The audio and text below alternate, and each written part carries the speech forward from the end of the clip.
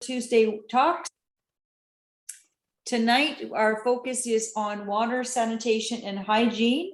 And we're very pleased to have past District Governor Ron Denham, who is the Chair Emeritus of WASH, the Rotary Action Group. He's going to talk to us. In addition, we have some other speakers tonight, Steve Rutledge, Joe Clarke, and Richard Mehwinney.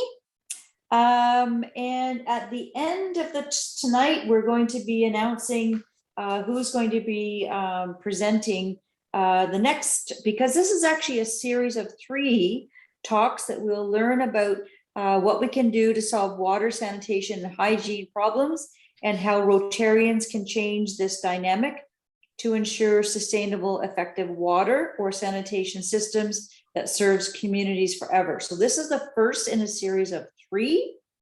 So at the end of tonight, we'll get Richard to talk about who is our next speaker.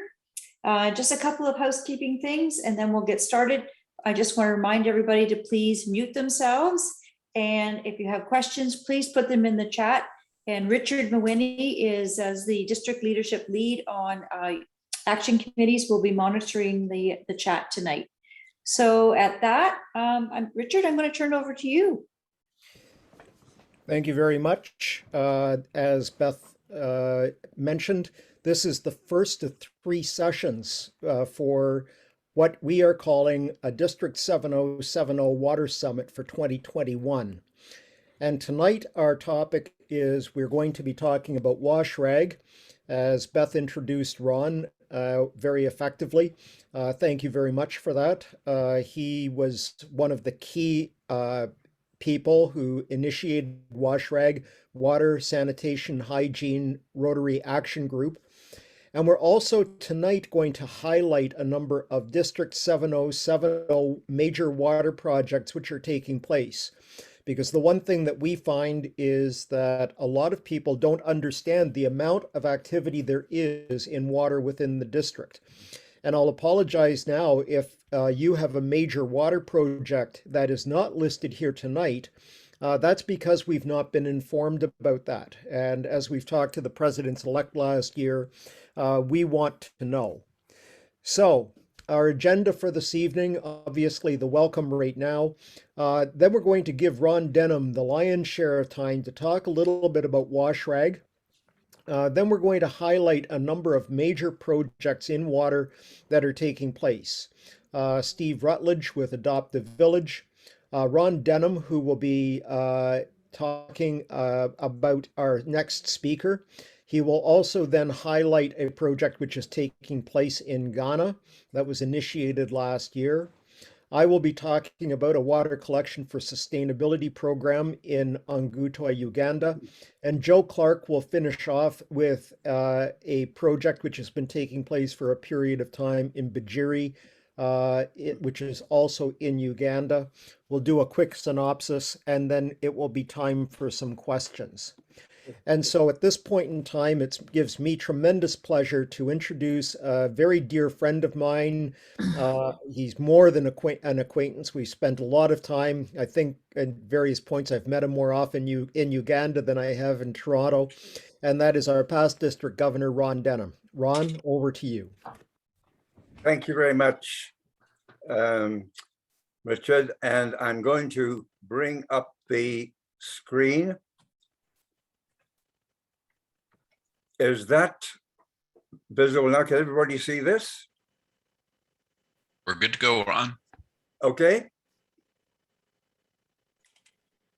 Okay, Charles, everybody see it? Yes, Good. put it on the slideshow and it'll go larger. Yeah. Can you see the screen now?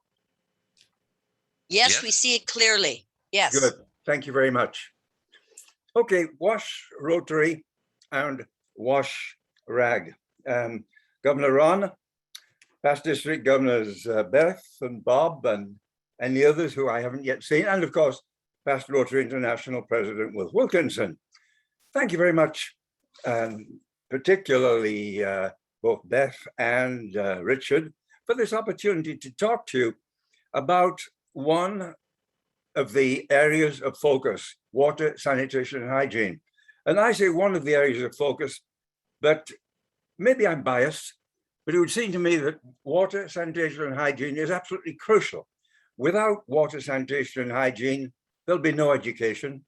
Without water, sanitation, and hygiene, there'll be no health.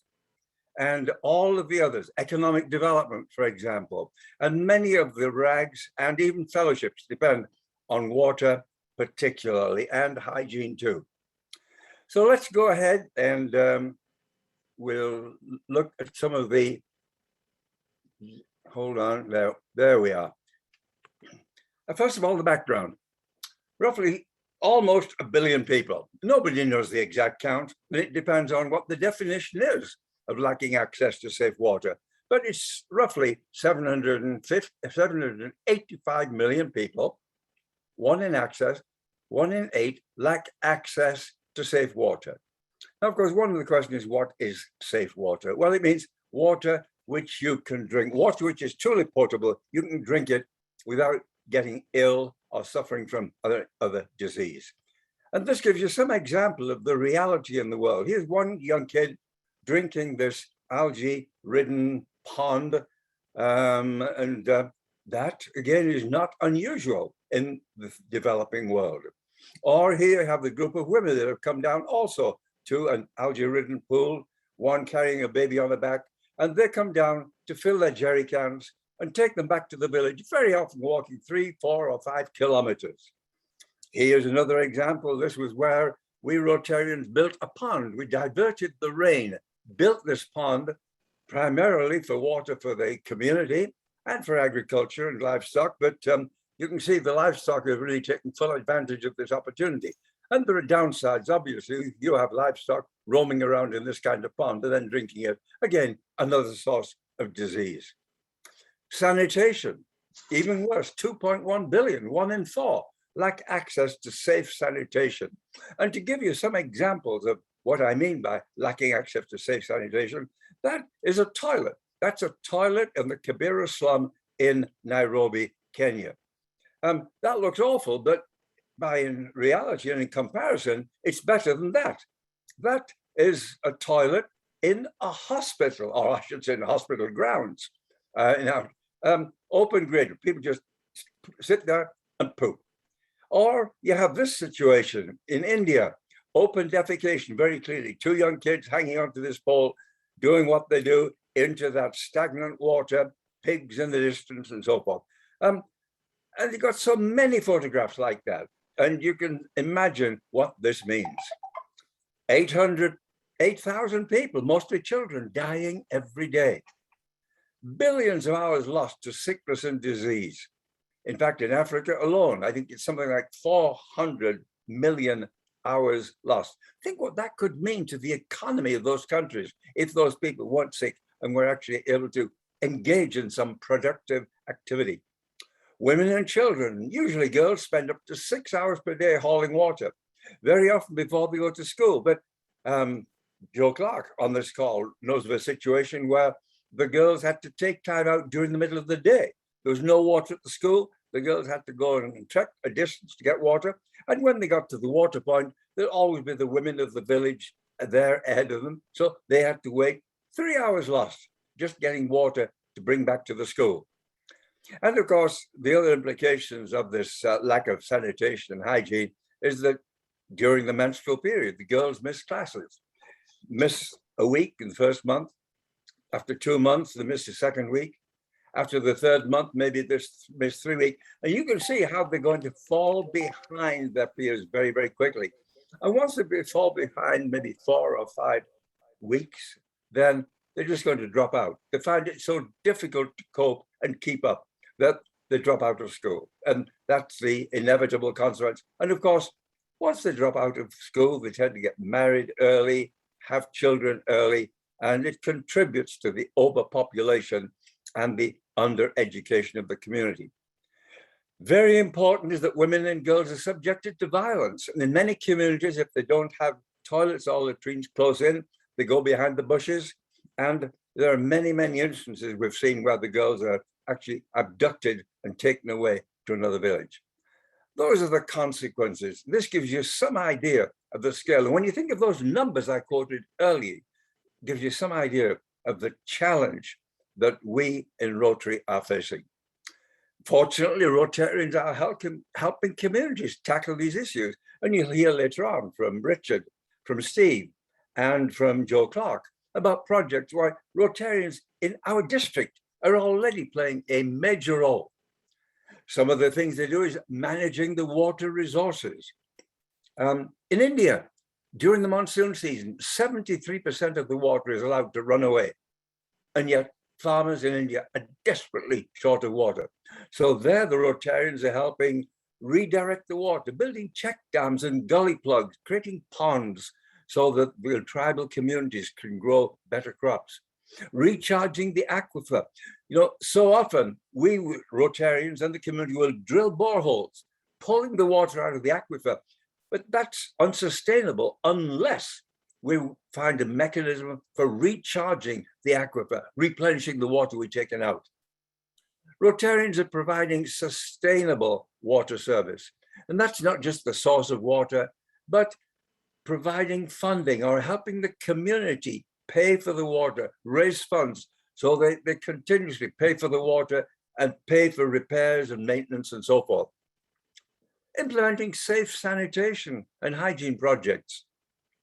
Very importantly, establishing washing schools. And many of you have heard of that. It's almost a global program within Rotary.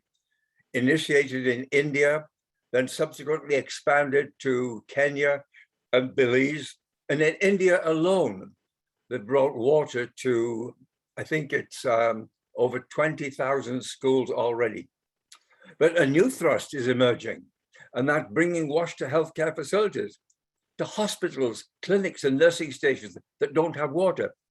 I did a brief survey a number of years ago in the eastern region of Uganda, where there were 140 healthcare facilities, including everything from a referral hospital to a nursing station. 50% of them didn't have water, sanitation, and hygiene. And I submit that if a healthcare facility doesn't have water, sanitation, and hygiene, it is not a healthcare facility. It's a sickness facility. Very important of all of these programs is building the human capacity, because that is so often what's missing. If we find a school where there is no water supply, if we find a hospital where the superintendent isn't concerned about the lack of water, that usually means there's a lack of human capacity at the institution and or in the community. Here are some examples, some pictures, graphics of what Rotarians are doing. A well at the top left, a borehole, the right-hand side. At the top left, that was a project in which our club, Toronto Eglinton, was involved in a number of years ago, rainwater harvesting. You can see the gutter on the left-hand side, the downspout, and then that cistern, 10,000 litres, built by the homeowners, built by the householders, with materials and instructions provided by the local Rotary Club. On the right-hand side, the biosand filter, a great success story in many parts of the world where Rotarians are actually building these filters and delivering them to the community. So this solar water infection, putting water in a clear plastic bottle, putting it on the roof, where the combination of the ultraviolet light and sun will purify that water. And the fact that I'm with you right now is testimony to the fact that it does work. I was involved in a project in Guyana in South America, and that was the solution we devised for this particular community. It was the only possible solution. It worked well. And when I checked last, which is about maybe a year and a half ago, it was still functioning. But then there are other more grand programs. That Rotary Midtown Lapasari Dam in Rajkot, northern India. That was a community where the Rotary clubs went to the leaders of the community, the council, said, look, all of these people here, they've come into the community, they don't have any water. You, the council, should provide water for them. And that plea was repeated 2 or 3 years, and the council ignored it. They said, oh, these people are squatters, they're not our residents, they've come from elsewhere. So, and then the council said to the Rotarian, look, damn it, if you want to do something for it, why don't you do it? So that's what they did. The Rotarians built that dam at the top left-hand side And there are other cases, pipelines. And Steve Rutledge will include pipelines in one of the many projects that he's built. On the left-hand side, a toilet block. Rather than some of those sanitation facilities you saw and abhorred earlier on, here's a toilet block in Kibera slum in Nairobi. That was built by the local community. The Rotarians helped identify a foreman and a section leader. The Rotarians provided the materials and instruction, but the work was done by the local people. And that toilet block has two separate areas, at one end for the men, other side for the women. And in the women, there's a private area for the young women to clean themselves and repair after during their menstrual cycle. On the right-hand side, another simple latrine, and you notice outside a plastic container that contains water, so that when people come out of the toilet, they can wash their hands with that tippy tap. And another example there was in Mali, where the Rotary Club of Dialakaraji built this public washroom facility and dedicated it to the community. Actually, you notice that WASHRAG helped with the funding, and signs on the wall: deposit waste in a garbage can, and also wash hands. A common message: hygiene, personal hygiene and hand washing, so critical. But there's more to water and sanitation. It isn't an end in itself. It's a means of helping a community add value, improving life and livelihood. So one example in Nakuru, this is where previously the women had been hauling water. Now they had rainwater, they're collecting it. So with women, now we're free. They were liberated to do other things. So the Rotary Club set up a microbank. They called it table banking, but that's essentially it. The Rotarians loaned money to these women so they could engage in some economic value-adding activity. And one of them was here an example. This young woman had been hauling water. She was now free, had more time, borrowed money, bought a sewing machine, and sewing garments for the community, and also for sale in some of the larger centers. Another case, somebody borrowed money and bought a couple of rabbits. Well, we all know what rabbits do very well, and you can see the result here. This investor, had a good source of meat, but also revenue from selling the rabbits. And so it goes. Opportunities like this come when water and sanitation is available, and when women no longer have to spend, or the girls for that matter, have to spend all day hauling water. Or in this case, Elizabeth grows cabbage. She used to haul water.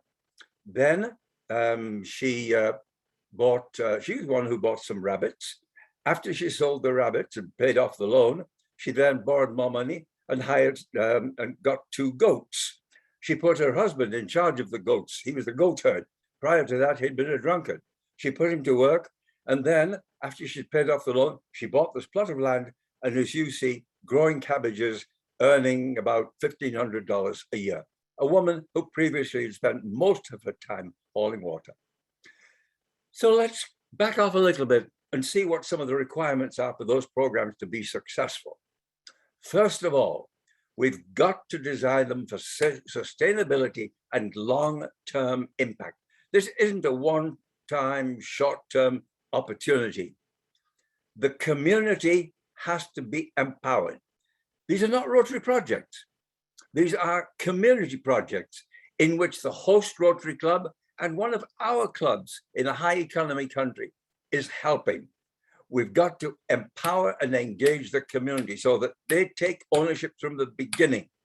They've got to make and help make the decision. In most cases, they've got to be critical in making the decisions.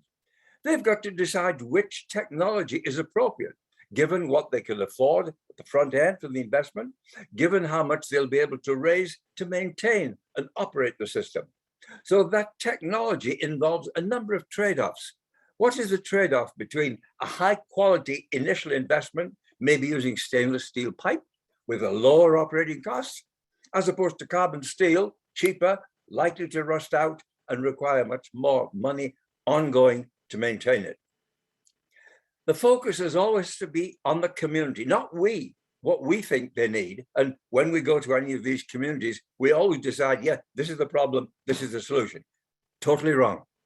The community needs to tell us what is their need, what they want, with the full understanding of what it's going to cost them to maintain, what it's going to mean in terms of paying for water and or raising funds. There's always change in behavior too. Hand washing, for example, being a simple example. To us, it's second nature, but if people haven't been used to washing their hands after the toilet or anything else, then we have to train it. We've got to put it in the curriculum at school, for example. We've always got to think about what is the plan for long-term funding for operations and maintenance. Where's the money coming from? Is the community going to pay for water by tariff, so much per month per household? Or are they going to be paying so many cents for each jerry can of water they take? Or is it a combination of individual payments from the householders and maybe a subsidy from the municipality? That has to be thought through at the very beginning, because whatever decision is made on technology is going to impact that long-term funding requirement. We must also make damn sure we are monitoring and evaluating the program to ensure that we learn on an ongoing basis. Feedback, is something working well? Is it not working well? What's the problem with the community? Why hasn't the community taken ownership? Why are they not collecting the funding to support operation and maintenance? It's got to be robust, and we have to think about it from the very beginning. So you can see that we don't just, sorry, I hit the wrong button. You can see that we're doing more than just providing water and sanitation and hygiene. We're actually helping a community transform itself. We want to help people create economic value. A micro bank, availability of funds will give them confidence and hope for the future. Obviously, crops and livestock can flourish when water is available. The food supply is assured and poverty is thereby reduced. Women and children are healthier. If they're in school, they're better educated. If there's water for the hospital, they will be healthier, less disease. Youth being educated. This is really the long-term vision in any WASH project. It is not just water, sanitation, hygiene. That's an intermediate point. A short-term objective, very important, but it needs to be seen in the context of that community's needs and growth. Behind all this, the WASH Rotary Action Group can play a major role to help any club that wants to get involved in a WASH project. First of all, I talked about those trade-offs. We can help the community and the Rotary Club manage those trade-offs, help them think about all the alternatives and what are the costs, short-term, long-term, what are the needs for maintenance, skills and technology and so forth. We can help them think through sustainability. What does sustainability mean? It doesn't mean that something's going to function for 8 months and quit. Rather, we've got to think forever. Whenever we're involved in a community, help that community think about what does it mean if they are to have water and sanitation, quote, forever. Now, forever is obviously too long, but think of a target of 20 years. That's almost one generation in many communities. WASHRAG can help you and others find Rotary partners and projects. Any one of your clubs here with me today may want to become involved in a WASH project. Through WASHRAG, we have lists of clubs in the developing world that are looking for partners from the high economy part of the world. Opportunities for every club. And don't be intimidated by reading the budget is $50,000. Funding is available from the Rotary Foundation.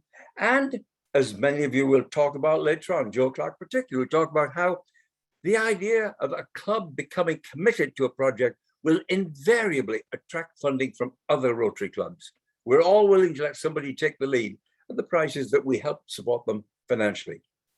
We can help support applications for grants and donations. In fact, if a club is submitting a request to the Rotary Foundation for a global grant, we will help evaluate, we'll evaluate that particular request and say, oh, it can be improved in this way. You haven't paid enough emphasis on training I don't see that long-term funding plan. When that is then incorporated, that project gets an additional $2,000 from WASHRAG just for seeking our support. We've got all kinds of training programs, and we have access to training programs from other organizations, from COST, the Center for Affordable Water and Sanitation Technology in Calgary, an outstanding organization. UNICEF, World Health Organization. Lots of training material is available, which we can help you learn and understand and implement. And very importantly, we can help advocate for change. And some of you may know that towards the end of November, there's another WASHRAG webinar, and that is on advocating for change. So together, we can do so much more than we are doing right now. The opportunities are limitless. So how to go about it? Well, first of all, become a member of WASHRAG. Click on www.wash-rag.org, and where it says join now, become a member. That will give you access to all the information. It will give you access to the website. It will give you access to technology, to know-how, how to do things. Click on project. That's where you'll find clubs seeking help, which you can give. Scroll through and find a project that meets your needs. In terms of location, you may not want to work on a project in South Africa because of the travel involved. Maybe you want something closer to home, Guatemala, Honduras, Peru, for example. We can help you reach out to other clubs, because clubs and even districts are contacting us all the time. We're looking for help. We're looking for partners. Well, who do you have available? We can help you think through the implications of sustainability.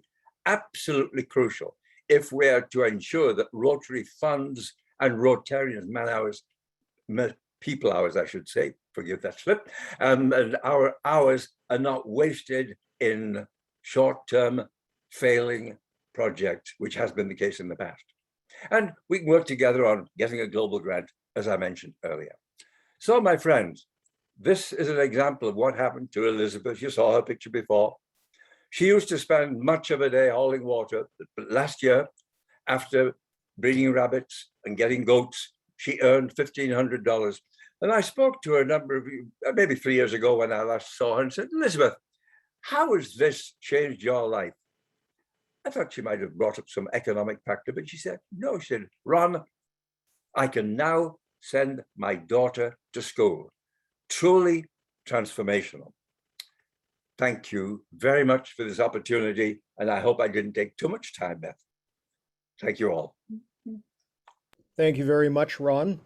Now we're going to move into the next stage of our program, and that is to highlight a number of water programs that are taking place in the district. And please understand, each of these highlights are just that. They're going to be 5 to 10 minutes maximum summary of a project or program that are taking place from clubs within our district that we are aware of. And right now, it's my great pleasure to introduce a very good friend of mine. I think most people on the call probably know him, Steve Rutledge from Whitby Sunrise. And he's going to give us a very quick overview of some of the things that he's doing in Laos with Adopt a Village.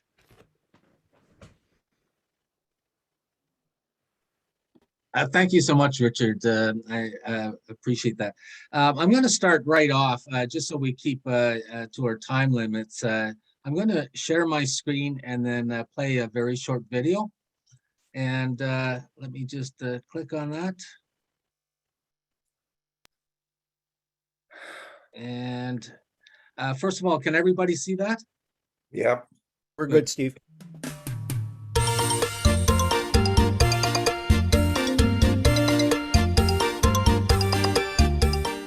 Welcome to the tobacco fields of Punjong in northern Laos, where our first project of the season has now been completed.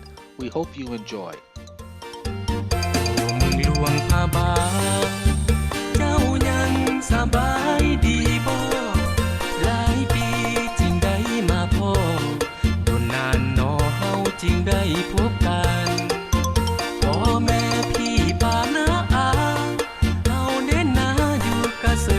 สำลาผู้เยอะใหญ่ Poon Jong is a village of about 300 residents with no electricity and very bad roads. Here the men of the village band together with the engineer to build the dam.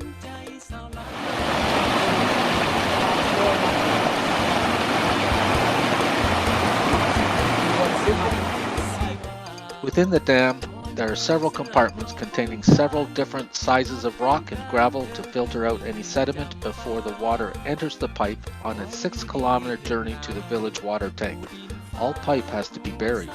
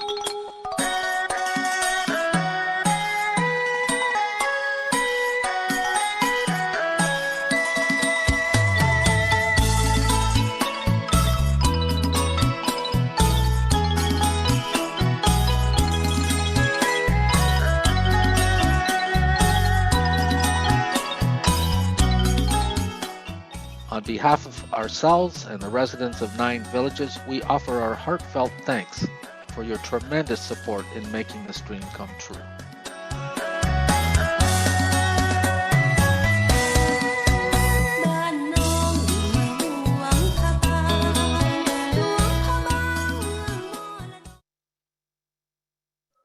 Okay, so that gives you a general idea as to some of the projects that we're doing.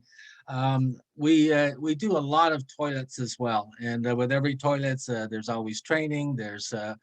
We segregate the toilets from the girls from the boys, so that the girls. We really, as a matter of fact, I see Joan Barrett is on there. She did a training session for the girls as well in one of our villages, and it was to make sure that the girls can stay in school. They used to also haul water, and now they're able to go to school because we have water on the properties, and they have special washrooms that are kept clean every day, and then we provide the menstrual pads for the girls as well for the secondary schools. But I have to say, this also goes in, I have to thank the Swiss Red Cross as well, because they actually work with us to implement the WASH programs in a lot of these places and a lot of the schools. But we've had a lot of issues over the years, and we've managed to come out of it smiling each and every time. I mean, you can imagine some of the challenges. I was asked some of the challenges and what we did to resolve them. And each one is different. I mean, there are mudslides during the rainy season, road closures. The big one, I think, though, is the culture. There's 3 different major tribes. One of them is really so primitive that they don't even know the days of the week. So they don't know when we're coming. Even though we try to explain to them, try to tell them in their language. It's always been a challenge. But one of the things that does work is if you use something like, these are sparkles. Nobody really understood before what bacteria really was, how you can get sick from, basically bacteria-ridden water, which is what they were doing. They were boiling it. It was going bad by 2 o'clock in the afternoon. They would drink it anyway. It would smell bad, and they would get sick.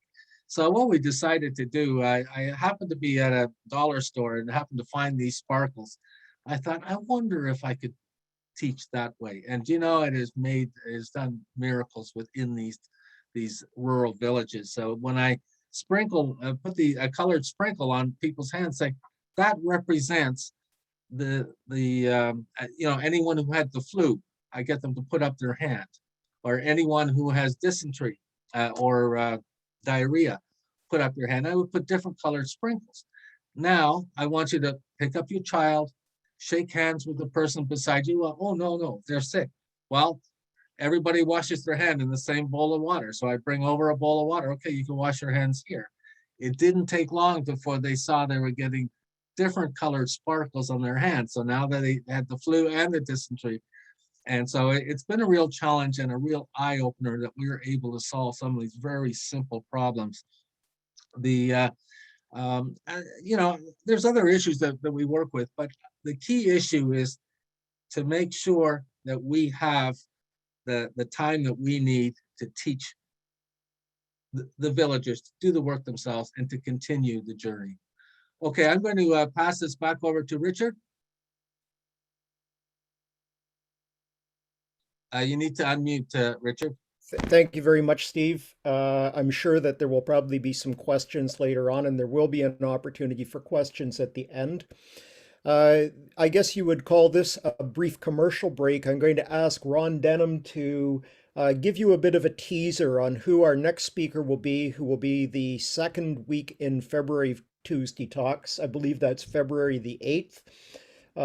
And then I'm going to ask him as well to give us a brief overview of a project which was funded last year in our district in Ghana.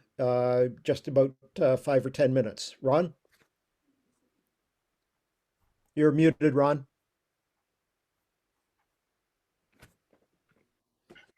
Thanks very much, Richard. I won't take much time on this. The next program in February, Tuesday Talk, we got 2 outstanding speakers. One is a gentleman by the name of John Oldfield, who has spoken at the highest levels in Rotary. He is currently the policy and advocacy advisor to the Global Advocacy Fund of the Swiss Water and Sanitation Consortium, funded by the government of Switzerland. Until June of this year, He was a principal at Global Water 2020, which has led many initiatives on WASH in healthcare facilities. Prior to that, he was CEO of Water 2017, an effort to encourage the entire US government to elevate and integrate global water security across US foreign policy and national security architecture. Those of you who followed the news recently recognize that the United States of America has some very serious water issues. He also served as the CEO of WASH Advocates, where he led the charge to draft and get passage of the Senator Paul Simon Water for the World Act, which resulted in US Congress approving $450 million for water and sanitation. He'll be one of two speakers. The other speaker will be Ryan Rowe. Ryan is the executive director of HANWASH. HANWASH is the Haiti National Water, Sanitation, and Hygiene Program. That is the largest program in Rotary. It eventually will run to about $2 billion. Already, they started on many water projects in 5 or 6 communes.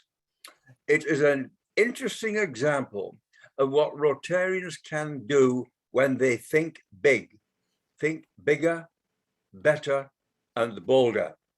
Right now, that program involves approximately 50 Rotarians from around the world, many from Haiti itself and the Caribbean and from Florida.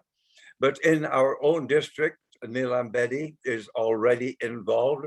In fact, he and I are addressing what's called the enabling environment. That superstructure of laws, regulations, guidelines, policies that either enable the development of a WASH system in the country or disable it. So that, Richard, I think speaks to the program in February. The other program in Ghana you're referring to is the USAID initiative. Another one, that is one of 3 Rotary programs, each one of which represents $4 million investment, $2 million from US Agency for International Development, $2 million from Rotary. And that $2 million from Rotary represents $1.8 million from the World Fund, $200,000 from clubs, and of that 200,000, close to 60,000 was generated within our district, and a significant contribution from Mr. Biddle, Devin Biddle, some six months ago, just before his unfortunate passing. Richard, I'll answer more questions later on, but I think that gives you an indication of the scale of 2 programs and an indication of what Rotary can do when we come together. Thank you very much, Ron. I'm just going to share my screen. I'm up next, and I'm going to give you a brief introduction to what we are doing at Ongutoi Health Center. Ongutoi has been a project of mine on numerous segments of projects since 2009. I want to thank Ron Denham. He actually visited our site in the study that he was doing in northeastern Uganda a few years ago as one of the health centers that he was taking a look at, and I'll reserve any comments for Ron. Just to give a bit of a perspective, when I first visited in 2009, this was when I went with the Minister of State, Musa Icharu, arriving, and this was just 4 short years after the LRA had been removed from this area. And the inside on the right-hand side, that was the clinic at the time, which was bat and rat infested, not necessarily a health facility that any of us would want to take. Since that time, we've implemented quite a bit of water and sanitation program on the site itself, but now we're moving on to provide self-sustainability for Ongutoi on the location itself. and I'm going to show you a quick video outlining what we have accomplished thus far in a pilot and where we're going next, which is a planned global grant.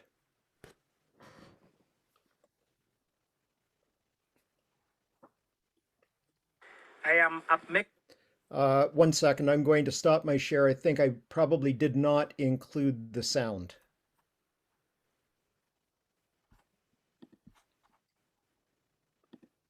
We could hear it. Oh, could you? Yes. Sorry about that. Let me see if I can get that back quickly.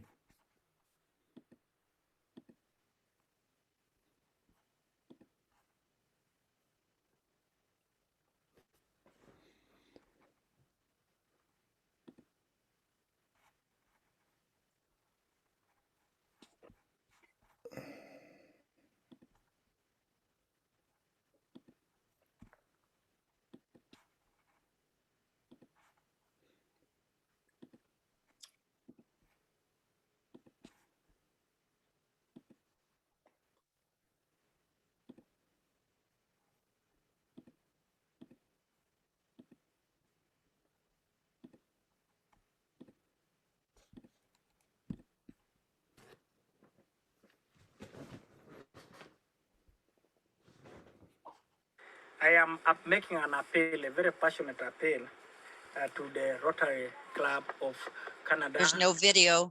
Of America to look at particular. Okay, I'm going to ask Joe if you could move forward. I'm going to try and get my technology straightened out. I'll stop sharing. Joe, would you like to speak about the Bujiri project, please? Yes, I can do that. I'd like to share my screen, please.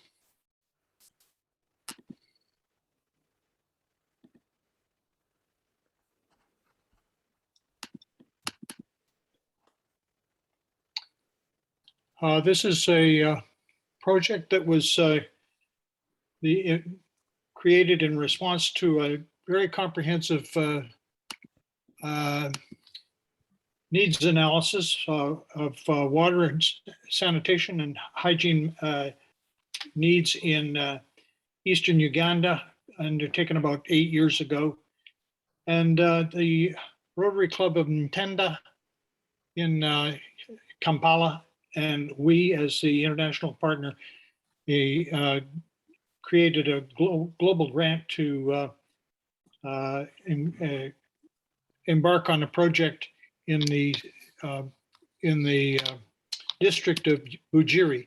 Bujiri is in the southeast corner of Uganda. It borders on Kenya and Lake Victoria. It's about a 2 to 4 hour drive from Kampala, depending on the traffic.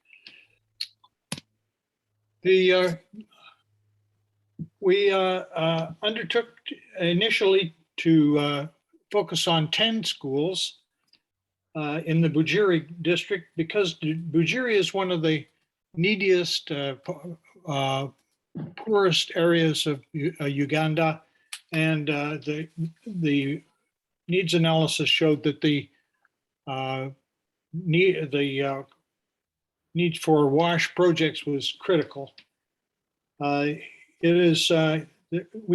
divided the project into 2 phases. We're starting with 4 schools and in the first phase and 6 schools in the second. We did this partly because of the large scope of the project and previous inexperience of the Ntenda Club with global grant supported projects. The goals were to construct a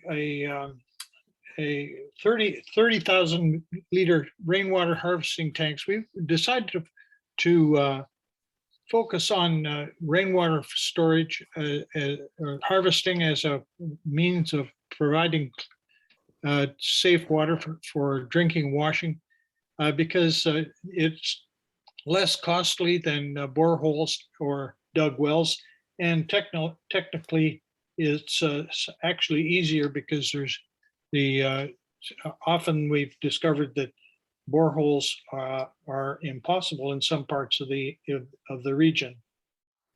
It includes the rainwater tanks and guttering and piping to distribute the water. Included in that is the construction of VIP latrines for boys and girls. The VIP is ventilated, improved pit latrines, which I'll say more about in a minute. Also associated with this was the construction of hand washing stations for personal hygiene. And then a very large part of the project was hygiene education. Part of this was done by a partner of ours, the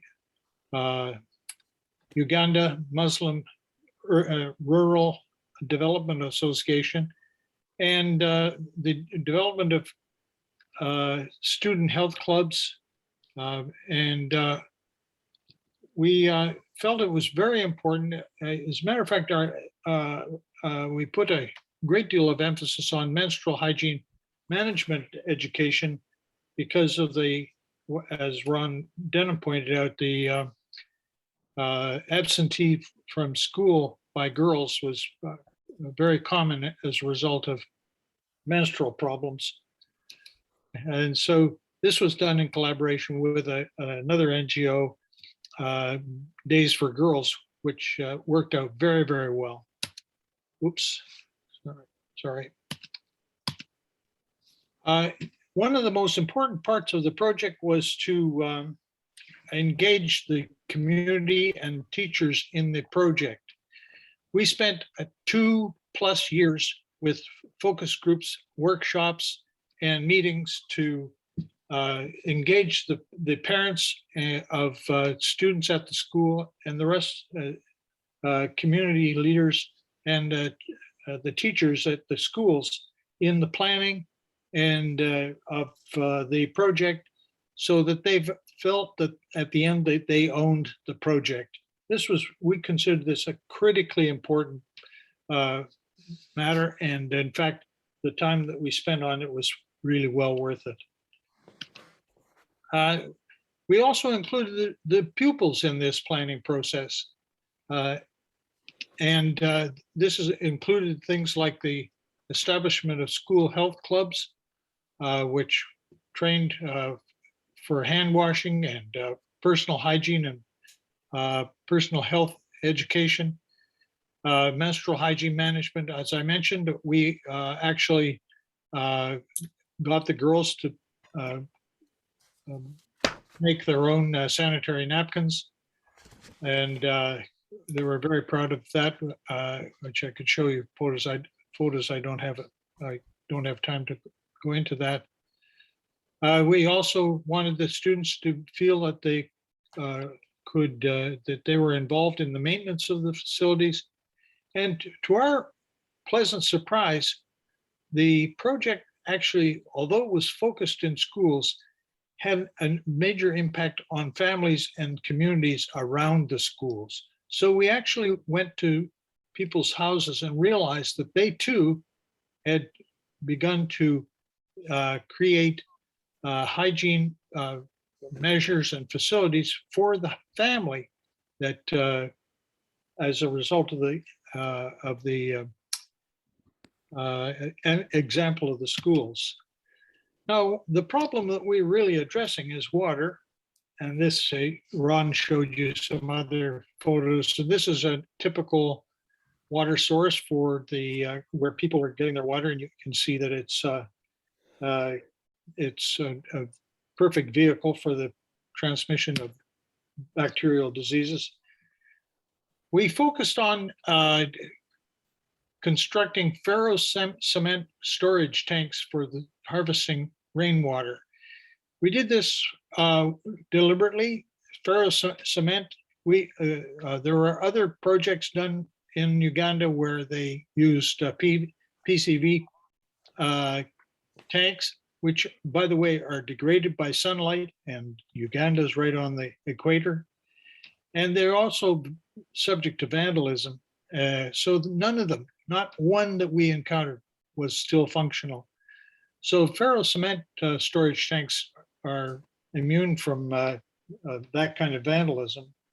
And of course, they withstand sunlight.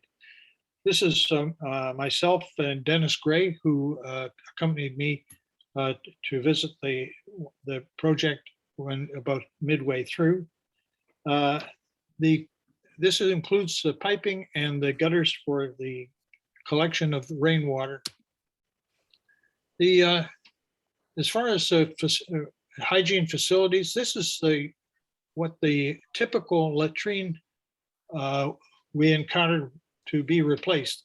You'll notice they're dirty.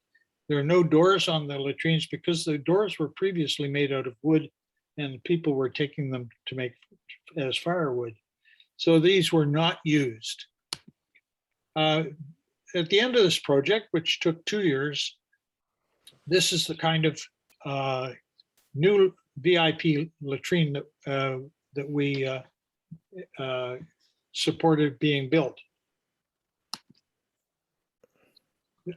This included tiling on the floor and girls' washrooms where the girls could look after themselves during their menstrual periods, which it was, we have been told anecdotally that this had a major improvement in school attendance by girls. The hand washing stations are illustrated here with water piped in from the rainwater harvesting tanks. It's interesting that the boys, many of the boys at the schools began to make liquid soap and sell it, generating a bit of income for the school. So in summary, we felt that one of the most important aspects of this whole project was preparatory mobilization, which means engagement, stakeholder engagement with the communities, the headmasters, the teachers, and parents, also the students in the student health clubs.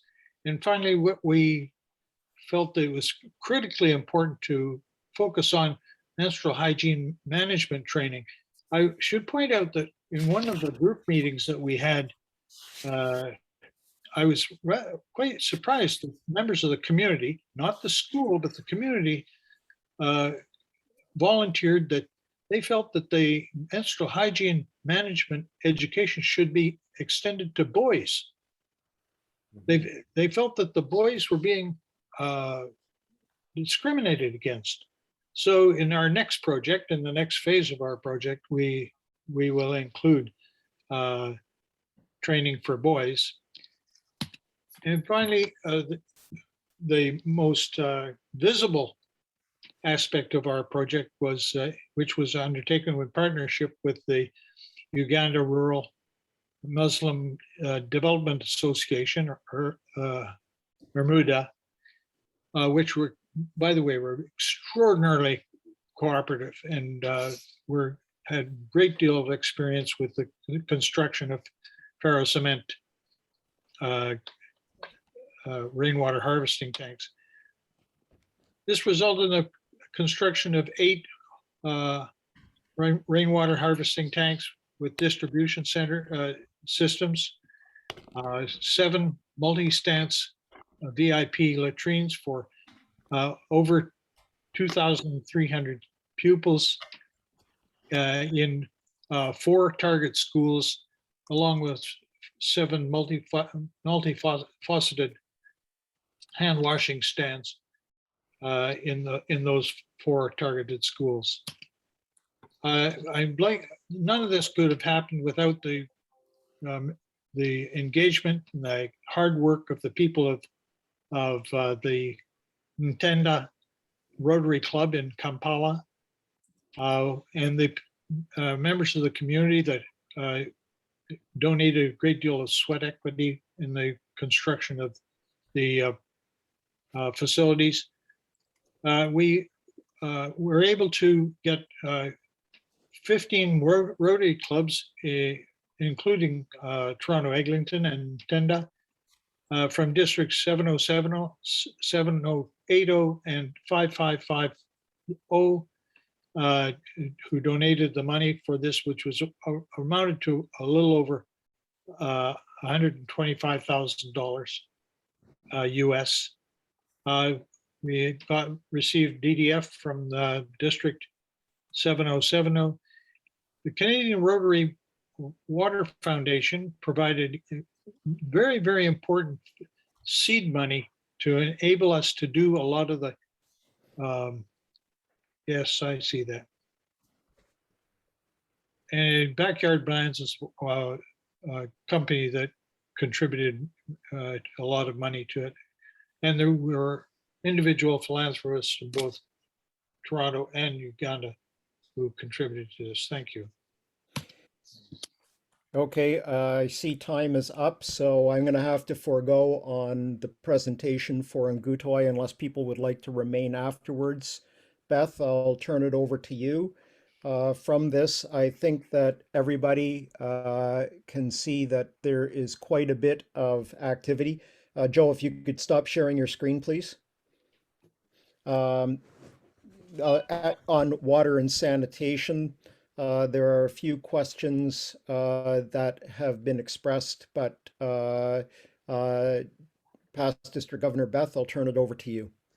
Okay, thank you, Richard. And I think to your point, it is 8 o'clock, but there still is a lot of enthusiasm for the topic of WASH. And so thank you for the offer to stay a little bit later if people wanted to stay and continue the conversation. I do want to take a moment to ask Bob Wallace to share a little bit about our November Tuesday talk, which will focus on the Rotary Foundation. So Bob, if I could ask you to do that now, please, and then we'll conclude the formal part of tonight and turn it back to you, Richard, if there are people who want to stay on and continue your conversation. Okay, so Bob.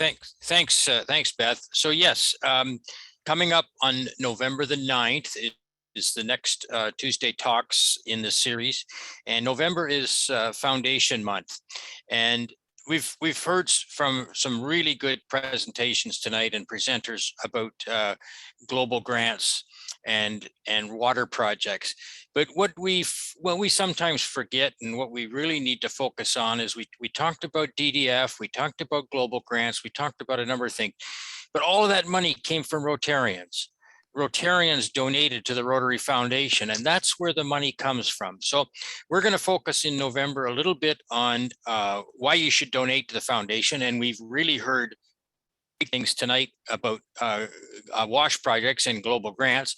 And we're gonna have a couple of speakers, past Rotary International Director and past Rotary Foundation Trustee Bryn Stiles will join us and talk about the Rotary Foundation. And as well, Dr. Charlotte Hunter will talk to us in November. Charlotte was a recipient of a scholarship from the Rotary Foundation, and she's going to talk about how it's changed her lives.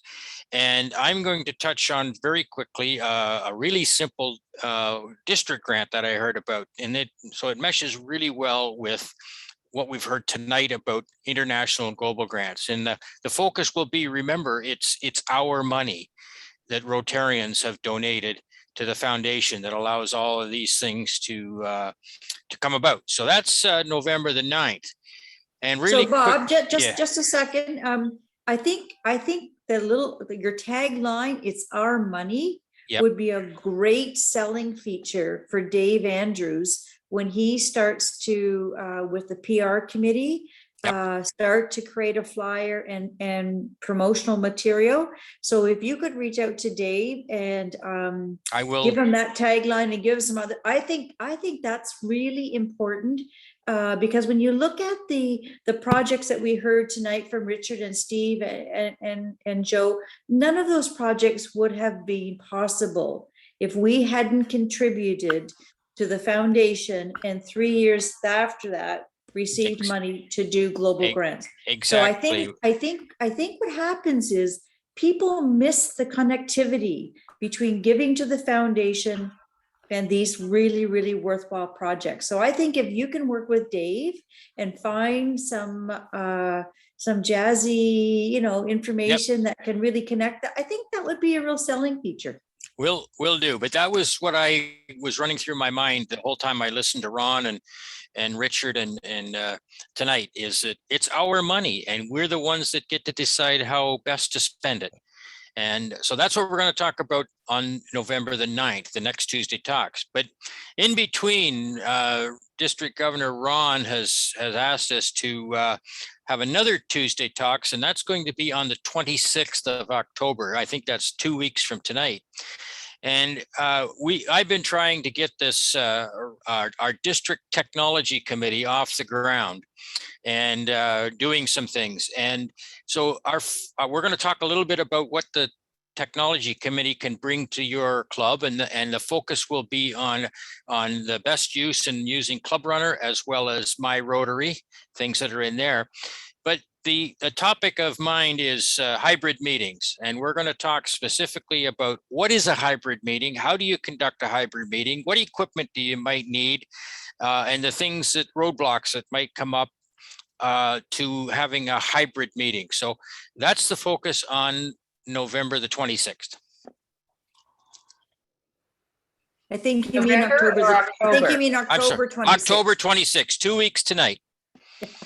Okay, everybody. Well, thank you for joining us for the October Tuesday talks. For those who wish to stay behind and chat with Ron and Richard and Steve and Joe and others, please continue to stay on the link. And my thanks, Richard, for organizing tonight's session. Ron, it was great to hear from you. Great, Steve and Joe, to hear about the three really, really successful projects. And I really like the approach, Ron and Richard, that you've taken, not making this like a one-shot deal, that we're going to hear again about WASH in February, and that you're going to have a third session at the district conference. I think it really does convey the importance of this topic with district Rotarians. So thank you very much for organizing it. Great to see everybody tonight, and take care. See you next month. Or sooner, if you want to meet with Bob about hybrid meetings. Bye.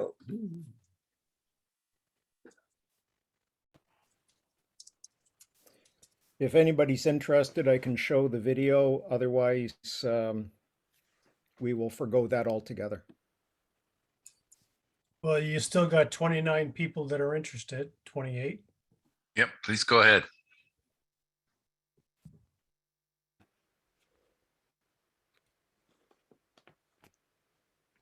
I am making an appeal, a very passionate appeal to the Rotary Club of Canada and the United States of America to look at particularly the dilemmas that we have here.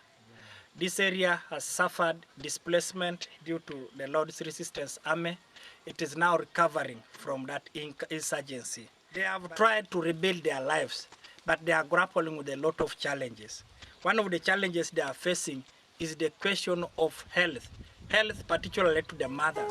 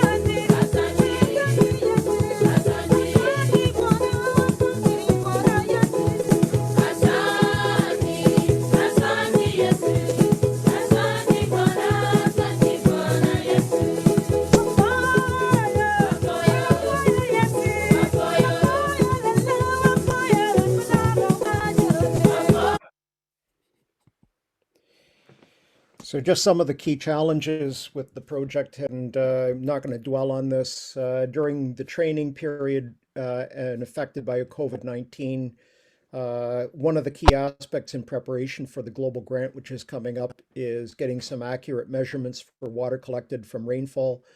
That's been a little bit of a challenge simply because we've not been on the ground, but we can assess that a 1-inch rainfall generates about 13,000 liters of water stored for irrigation purposes.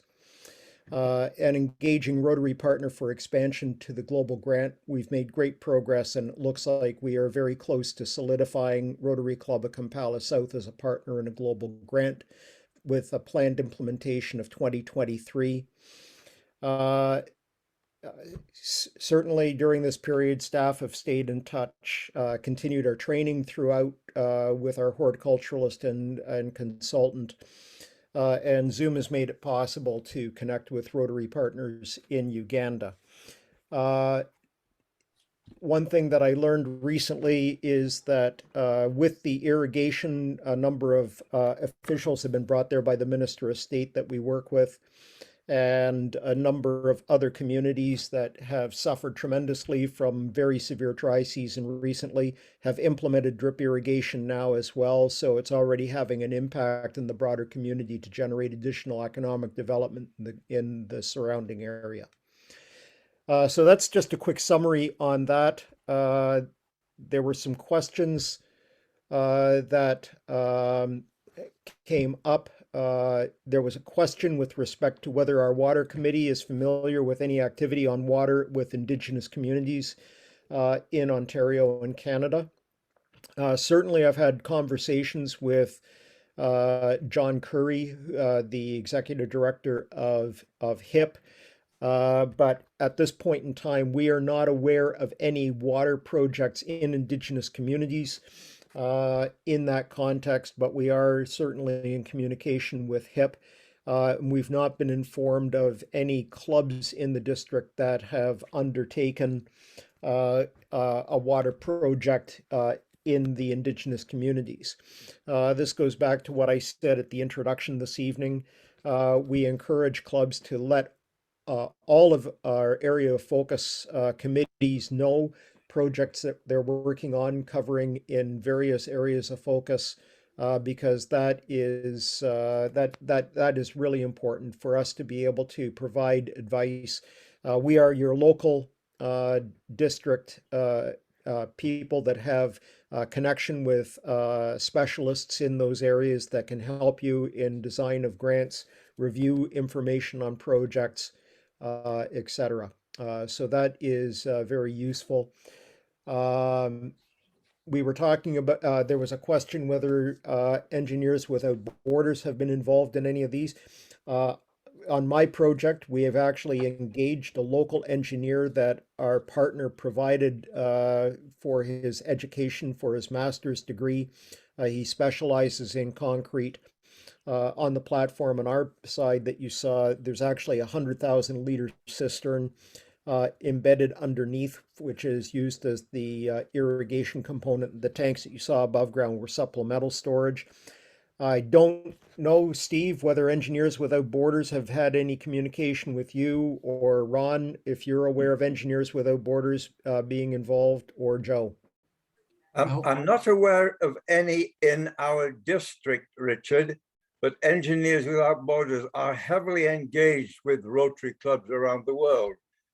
In fact, one of the members of the WASHRAG, a very active member, is that young lady who was on the stage at Atlanta. You remember, a member of WASHRAG in the pink jumpsuit, Isis Mejias. She is also on the executive of Engineers Without Borders. But there are many common memberships. The district governor in Lehigh Valley in the States also is an active member of Engineers Without Borders, and there is a lot of collaboration. I would suggest, if ever a club is looking for some technical knowledge which they don't have and which they can't find within WASHRAG or the cadre, reach out to Engineers Without Borders. They will likely be able to help you. They're a great organization. Thank you very much, Ron. If there's any other questions, we would love to be able to answer those questions or take those back and get answers for you. Otherwise, that is really the sum total of the agenda that we had for this evening. Each of the projects, like we said earlier, is having an incredible impact in the regions where they're being implemented. I think that as District 7070, we should be extremely proud of the work that's that is taking place out of Rotary clubs in our district on the water side of the equation. Because as you can see from each of these water projects, they really touch on many of the areas of focus. Economic development, water, sanitation, and hygiene, of course. Health goes along very directly with water, sanitation, and hygiene, as does education, literacy, and basic education. So that's everything that we have for this evening. Thank you very much for hanging with us for a little bit longer. And if there's any other questions, we'd be very happy to take those.